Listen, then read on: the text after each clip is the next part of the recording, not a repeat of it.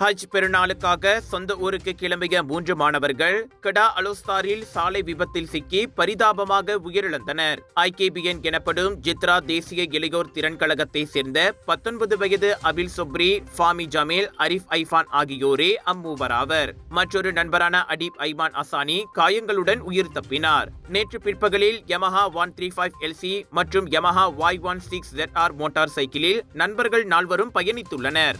அப்போது பிளஸ் நெடுஞ்சாலையின் 49.4வது கிலோமீட்டரில் Yamaha 135LC கட்டுப்பாட்டை இழந்து அவசர பாதையில் நிறுத்தி வைக்கப்பட்டிருந்த நாசா சித்ரா காரை மோதியது. பின்னால் வந்த யமஹா Y16ZR மோட்டார் சைக்கிளும் மோதலை தவிர்க்க முடியாமல் முன்னே இருந்த மோட்டார் சைக்கிளோடு மோதியது. இதில் 2 மோட்டார் சைக்கிள் ஓட்டிகளும் பின்னால் அமர்ந்து சென்ற ஒருவரும் சம்பவ இடத்திலேயே பலியாகினர். நாசா காரின் ஓட்டுநரும் அதில் இருந்த பயணியும் காயமடையவில்லை. கார் ஓட்டுநர் விசாரணைக்காக கைதான வேளை மரணமடைந்த மாணவர்களின் சடலங்கள் சவ பரிசோதனைக்காக சுல்தானா பஹியா மருத்துவமனைக்கு அனுப்பப்பட்டன.